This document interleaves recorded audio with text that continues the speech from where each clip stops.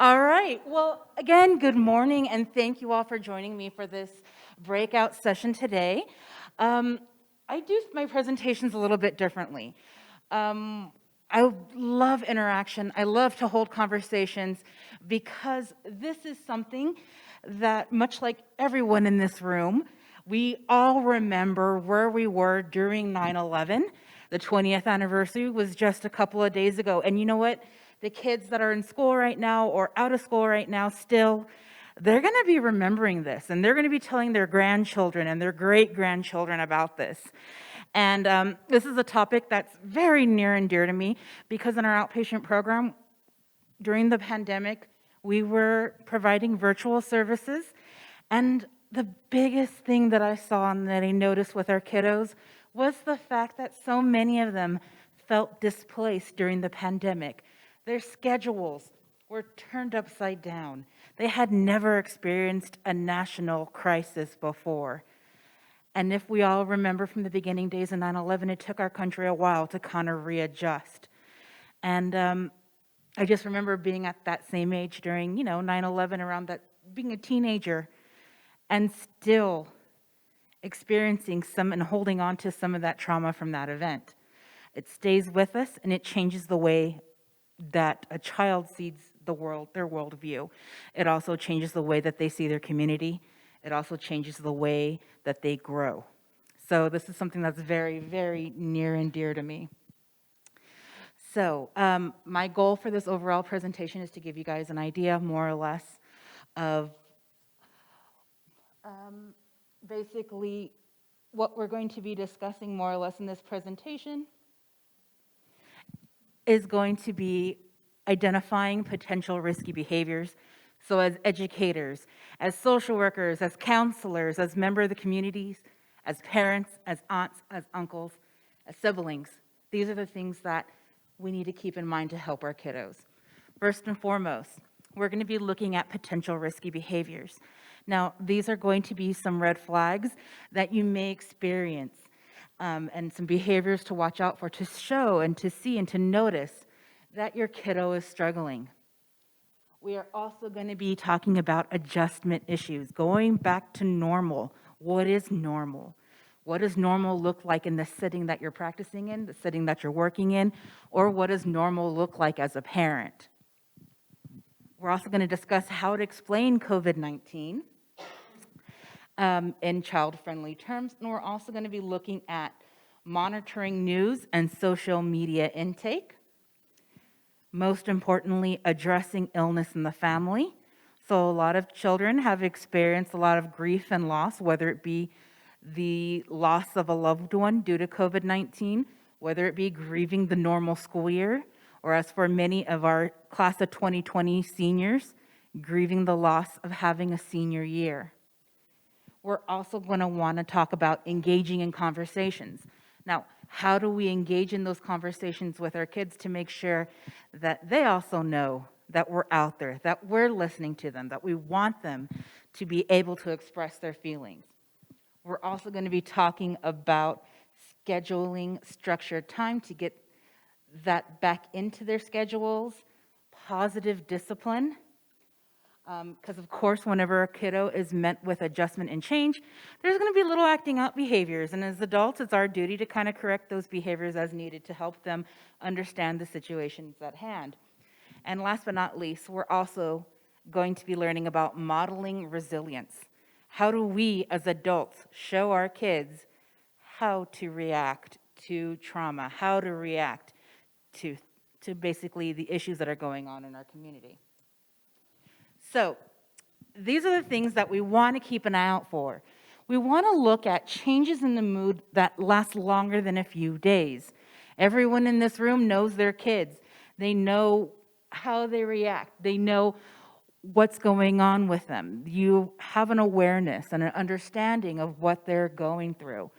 What you're starting to notice, or going to start to notice, noticeably low energy. I know it's sometimes during summer, the kids, come on, they stay up all night, they sleep until noon. It's normal, it happens.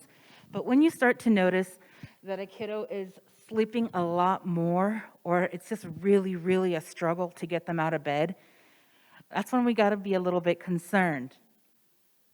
Social isolation. Every child by the age of 3 right now pretty much knows how to use a phone or a tablet. If you start to notice that they're not even engaging in social behaviors, even from a virtual standpoint, that's when you start to notice that there's going to be an issue. Social isolation could also mean not coming down for dinner or not participating in group activities at school. It could also mean, you know what, those peer groups that they were involved with last year or before the shutdown, they're not engaging with them anymore. What's going on? Crying spells and difficulty concentrating. Well, difficulty concentrating could mean anything. As many of you all know, is dealing with kids that are in virtual settings for virtual learning, their attention span was all over the place, right?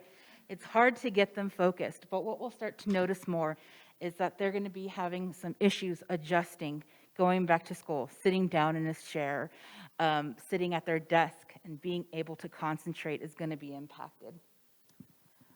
Again, those crying spells are going to happen. When you just start to cry out of nowhere, they'll start to notice that. Changes in weight and appetite. What we'll start to notice is a fluctuation of either losing weight by not eating or gaining weight because they're eating excessively.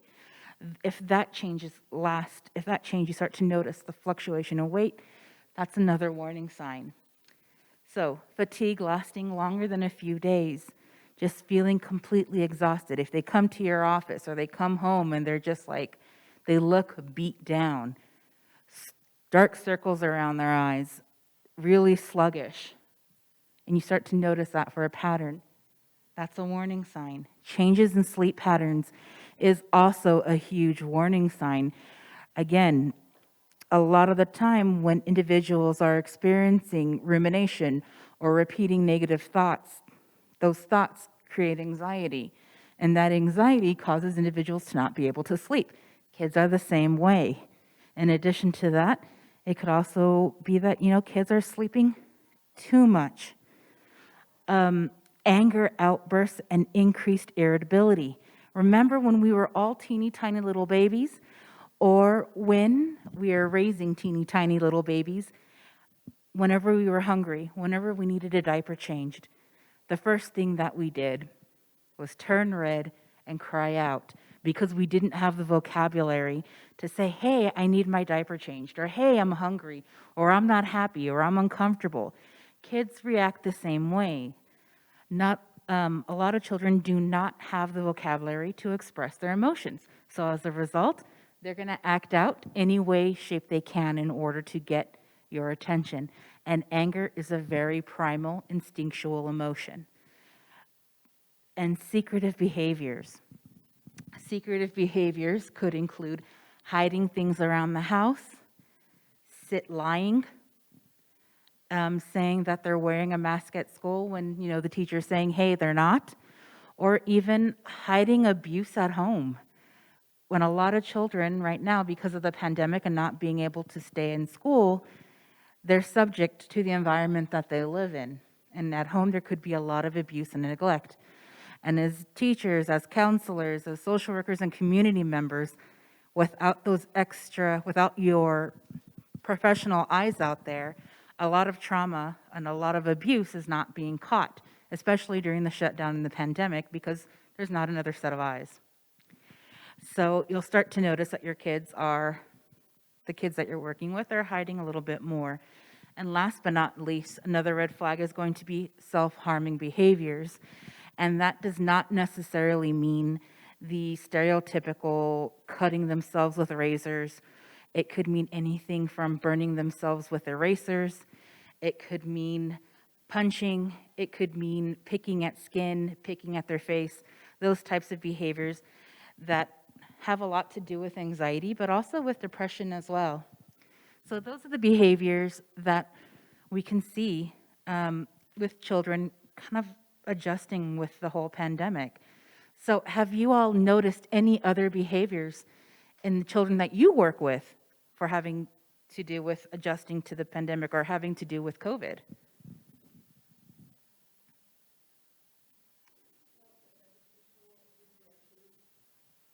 right? So they're not keeping up with their schoolwork. It's like they're on summer vacation for 2 years. They're behind. Has anybody noticed anything else? Oh, definitely.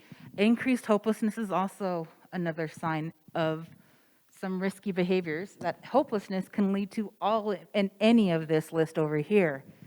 So as we go forward, now that we're starting to open up again, we're going to experience some adjustment issues. And those are going to be those back to normal issues. Separation anxiety. Typically, when we think of separation anxiety, we think of little tiny babies going to daycare. They're going to be separated from their primary caregiver.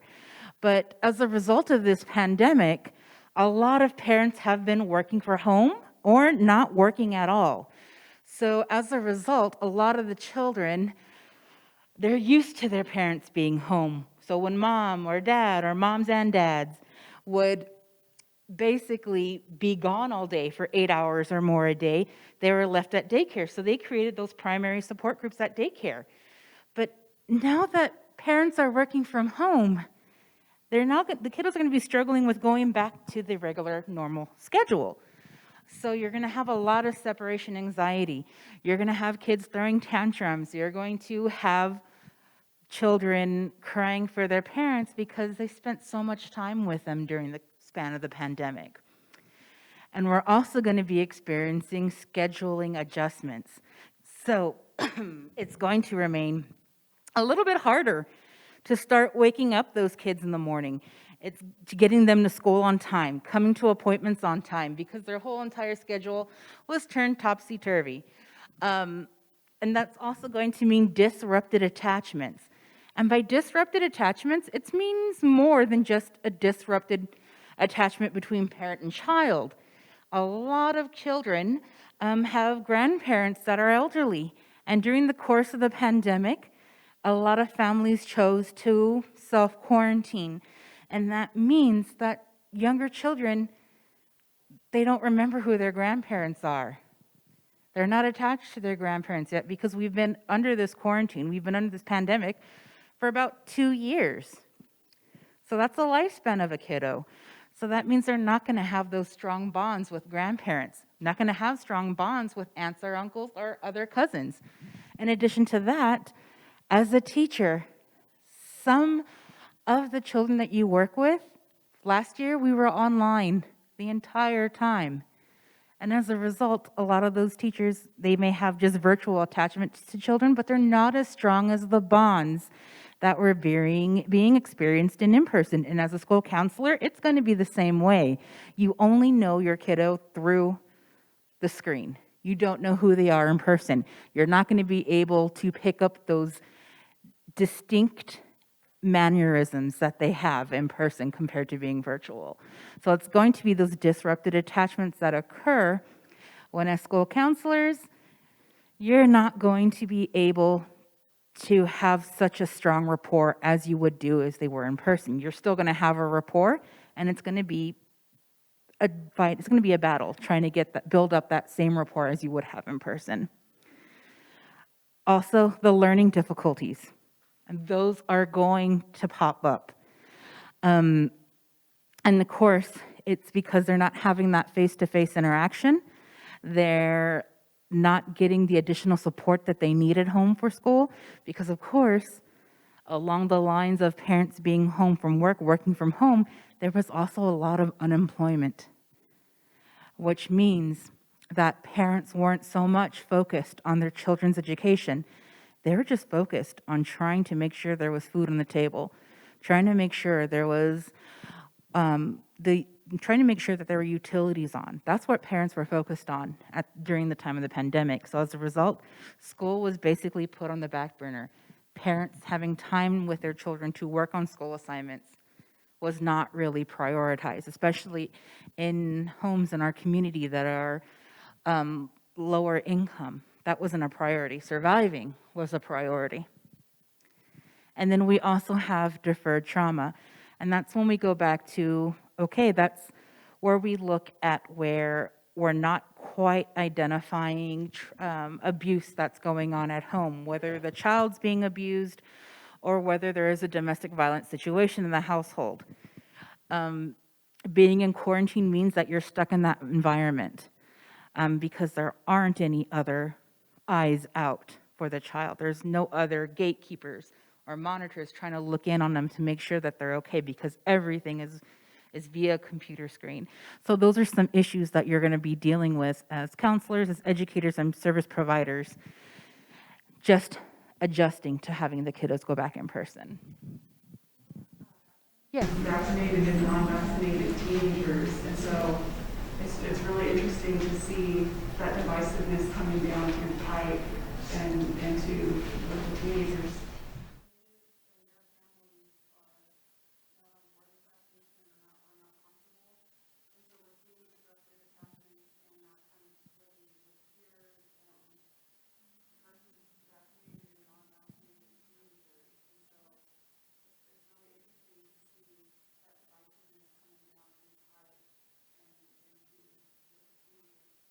Most definitely. And when we have a dominant culture, there's also a division between what's being said at home and what the parents' morals are, or what their values are compared to, again, compared to their peers, but also compared to the dominant culture.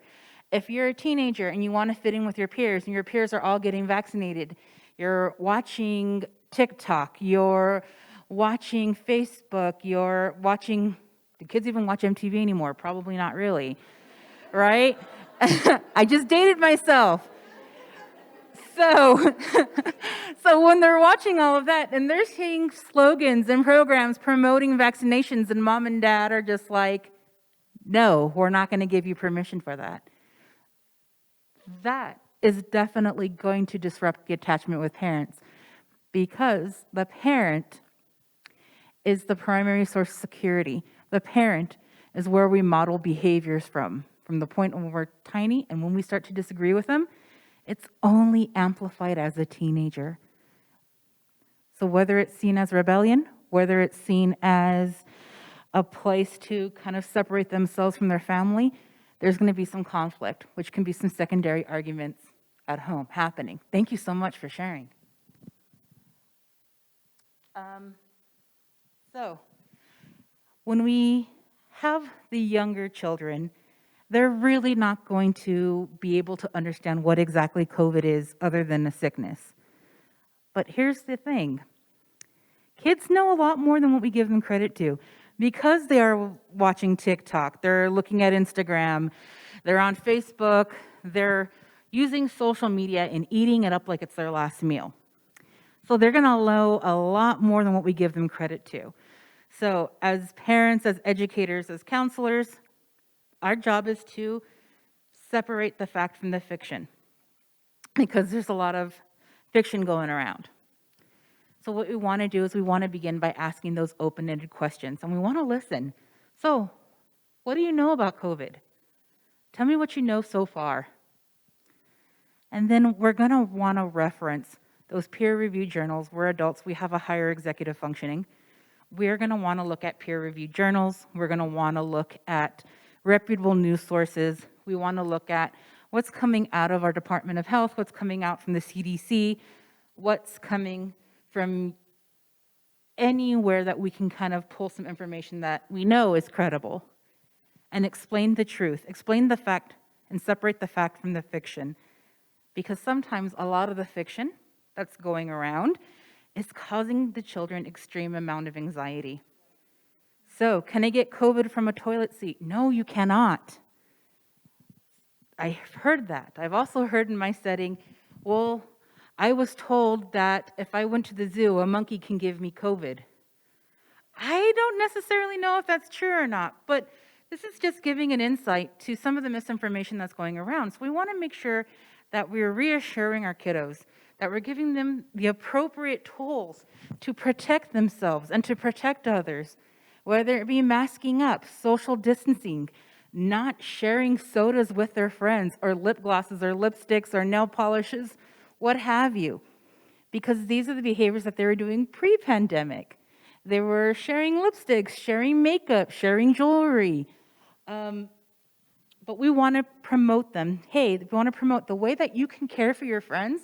The way that you can care for yourselves is by protecting each other, showing them how to wash their hands, showing them how to use hand sanitizer, to keep their distance, to wear a mask.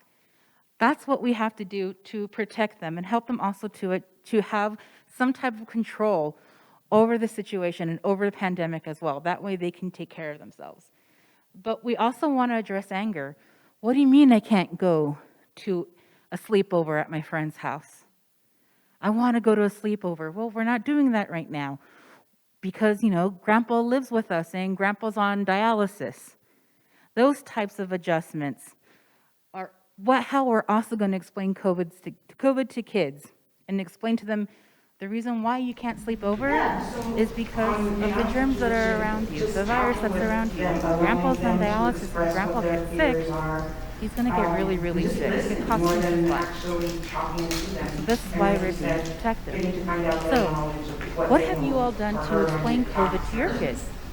That We you just were have a magnet and the government is tracking us and such. Definitely. Yeah. In our situation, just talking with them, allowing them to express what their fears are, and just listening more than actually talking to them. And like you said, getting to find out their knowledge of what they know or heard on TikToks, which is we have a magnet and the government is tracking us and such. Definitely, you'll start hearing that. And a lot of kids, they struggle with that. I mean, some kids believe that there are 5G antennas in the virus. So you kind of, in the virus and also in the vaccine, so it's either or. So we have that to work with and information to spread with kiddos. And this goes all to monitoring media intake. So when we're at home, and we have CNN, we have Fox News on, we have MSNBC, the local news on all day, every day. Our children are going to be overexposed to information in general, negative information. If you guys remember a couple of months ago, every day on the news was an announcement of how many people died from COVID-19. That information, it increases and it increases their perception of threats. So they're going to be on hyper alert. They're going to be hyper alert the whole time and very, very vigilant and on edge. And, well, children are emotionally reactive, and they have a lot of difficulty with uncertainty. So it's like when a kiddo falls down and scrapes their knee, and if you overreact, if you say, oh my gosh, you're bleeding, you're bleeding, you're bleeding, you're going to bleed out, of course what they're going to do is they're going to cry, even though it's a tiny little scratch. So what we need to do is we need to basically just set boundaries. We need to set limits. We need to be able to have that open-ended discussion with kids to make sure they understand what's going on, to make sure that, you're going to be safe. If you get sick, you're going to get the help that you need. You're going to get the care that you need. In addition, as I said at the beginning of this presentation, increased worry can impact your future. So right now, we're fighting an invisible enemy. And this invisible enemy can cause some increased paranoia going on the line in terms of adulthood. So we want to make sure that we're teaching our kids to be safe. We're teaching our kids to be able to adjust to threats. And also, of course, we discussed the spreading of false information. There's a lot of false information out there. And it's our jobs as guardians, as parents, as people in the community to separate the truth from the fact, the truth from the false. So again, we want to set boundaries regarding excessive use of social media to reduce negative psychological consequences. Limit the amount of time the kid has on their iPad, on their phone. Maybe cut down some use of TikTok a little bit. Set limits for daily use and encourage exchanges between peers. Because if you recall, when you were a child, we learned a lot from our peers. And it wasn't always the truth, but it was something that we were able to kind of form our own opinion of. And if social pressure and peer pressure is involved in that, well, we can kind of jump in there and be like, little Janie isn't right, but this is why. So we cannot be afraid to speak the truth. But also spend time processing negative events is going to be most important. Having those discussions to be able to say, you know what, we may have experienced a loss, but we can honor someone. We can honor the losses. We can learn from the losses, and we can protect ourselves. And again, providing age-appropriate information regarding the pandemic is very helpful. Sesame Street, I didn't realize, has over 50 videos and activities to teach kids about the pandemic. Sesame Street, do you believe that? I didn't think that was even possible. But Sesame Street has videos teaching kiddos why they should be, or why they have to be separated from grandparents right now. It teaches them how to wash their hands, how to cover their coughs. It was just a wonderful multitude of information. I mean, I know teenagers are a bit more developed than that, but sometimes I like watching Sesame Street, I'm not gonna lie. I still love watching Sesame Street, and I liked it as a teenager, but that was just me. But just finding those age-appropriate information is going to be very helpful. So we also have to look at the elephant in the room, and that's addressing illness in the family. There's just the way that this virus spreads is probably each and every individual in this room has known someone impacted by COVID-19. Let's put that out there. So they're going to find out. They're going to know. They're going to know why is grandma in the hospital. We can't protect them from that important information. They have to know. You have to keep your explanation simple and short, using words that a child can understand. Well, grandma's sick, so she's getting the care that she needs. Again, explaining that separation from the family member is necessary to keep everyone safe. Reassure the child that if a family member is ill, they're going to get the care that they need. And if they can't, well, we're trying our best. We're getting the best care possible. And explain the importance of a loved one seeking appropriate care, especially in multi-generational households. There's going to be someone that's possibly taken away by ambulance and taken to the hospital. And that in itself is an adjustment to understand what's going on. Explain why, we can't meet their needs at home. They need oxygen. They need a ventilator to help them breathe. And also create safe opportunities to communicate with the ill family member if possible. That means the loved one, if they're able enough and aware enough, they can still have their phone or tablet. Schedule those times on Zoom or FaceTime to continue that connection, to continue that attachment. And it's okay to be vulnerable and say, I'm scared too. I'm scared about grandma. I'm scared. I feel that way. And help them be able to say, you know what, it's important to be aware that what's going on with grandma and grandpa, I know you're sad, I'm sad too. We also want to encourage the child to create projects that promote positivity for the ill family member, because it's not only about the kid, it's also about the attachment to the grandparent or to the parent who's ill, like a get well card or a piece of artwork to make sure that those attachments are still secured. And if a loss occurs, we use concrete words, not euphemisms. I know we always want to comfort kids. Well, they passed away. They moved on. Well, a lot of children don't have that type of higher functioning to be aware of that. So we have to use concrete words like grandma died, she was sick. Those type of concrete words will help the loss be solidified and help the child engage in that grief and loss process.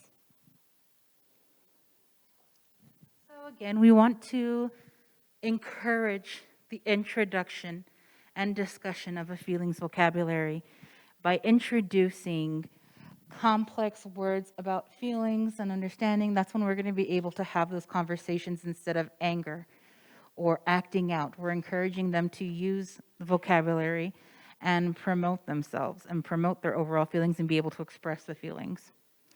We want to acknowledge the difficulty of the pandemic. And that means acknowledging we can't go to the zoo today. We can't go to the park today because we're quarantining or because we're shut down. We can't go to McDonald's today. Technical difficulties. But we also want to engage in the difficult conversations regarding needs versus wants. If you all remember, last year, there was a run on ground beef, chicken, basic supplies. Chicken nuggets were out of the freezer at Sam's for at least 2 months, right? I couldn't track them down. But we want to engage conversations regarding needs versus wants. Well, you know what? I can't get chicken nuggets today. I'm sorry. I know that's your favorite food, but it's not anywhere available in the grocery store. Or I want to go to the park. Well, we can't. We're shut down. I want to go spend time with my friends. I can't because we're quarantining. And what you do need, okay, I understand those needs. I want chicken nuggets. Okay, you want them? You don't need them. Let me make you some chicken at home. Or I want to go to my friend's house. Let's create a Zoom meeting. You can meet with all your little friends to fulfill that need of communication and social engagement. And also you can also think about how you can support each other in managing stress. The ability to not hang out with friends as a teenager, as a kid, is very stressful because that's your social peer group. That's who you hang out with. That's how you learn some of your behaviors. That's how you start forming your individuality. And as adults, that also means, unfortunately, not being able to go out and have a glass of wine every now and then, not hanging out with our friends, and being stuck at home all day with kids. So they're stressed because they can't break off from the family, and you're stressed because you can't dump them off. And you're stressed because you're all at home together. And that means increased contact. And with increased contact, sometimes it means increased arguments. It means increased stressors. It means we don't have any time to blow off some steam. Just think of ways for those communication and those connections to still remain, to have some time for alone time. Some alone time is fine. Everybody needs it. And also, we want to work on to get back to normal, creating scheduled and structured time. A schedule before things start to open up. We want to promote kids feed off of consistency. Work. What time you're going to go to work, what time they need to wake up for school, what meals they have, activities, interactions, and bedtime.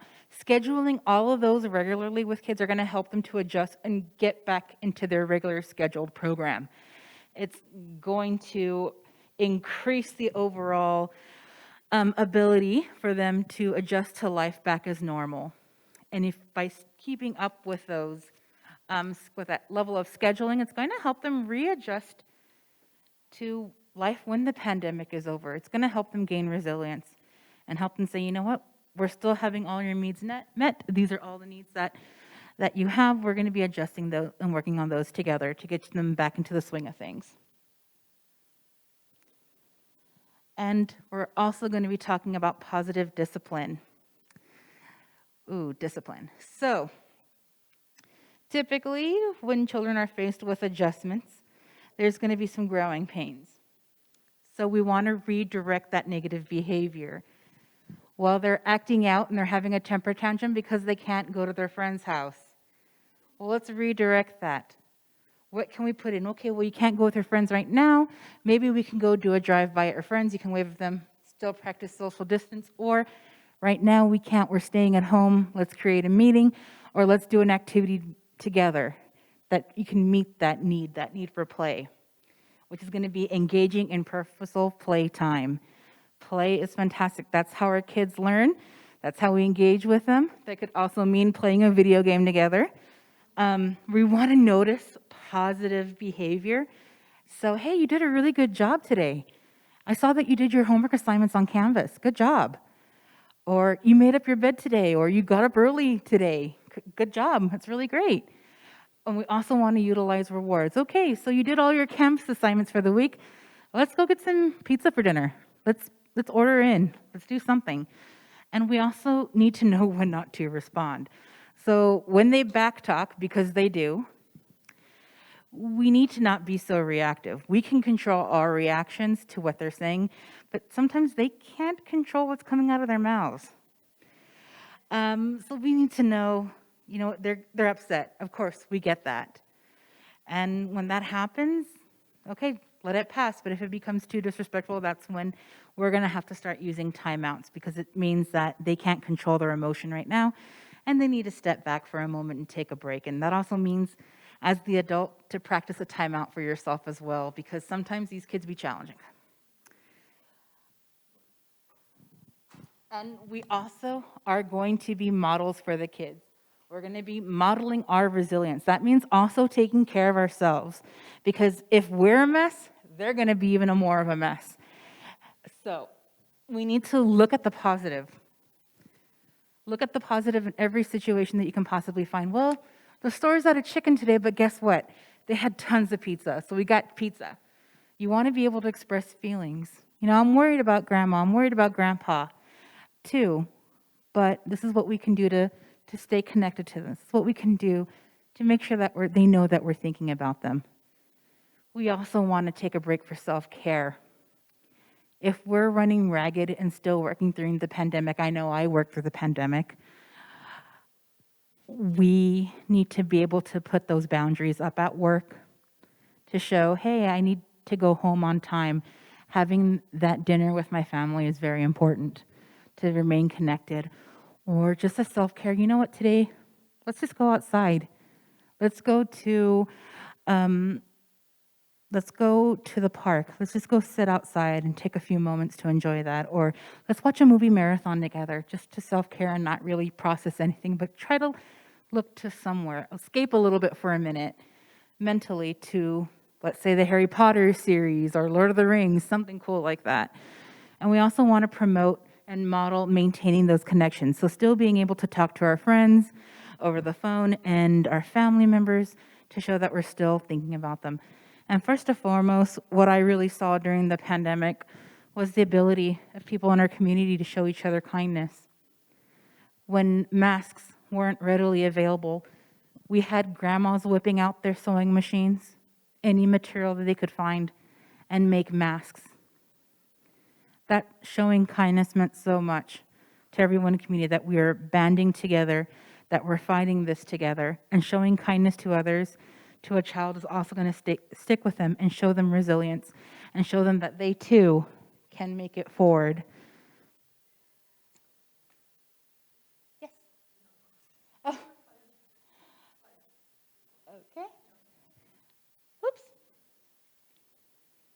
So, does anybody have any questions about what I presented, or any questions with having to do with children and the pandemic that I can answer for you all about this presentation? Yes.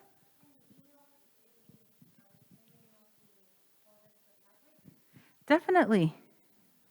Yes, I can definitely email. If not, you could grab my cell and text me your email address. That's my cell, or you can shoot me an email, and I will most definitely send this over to you all. Any other questions?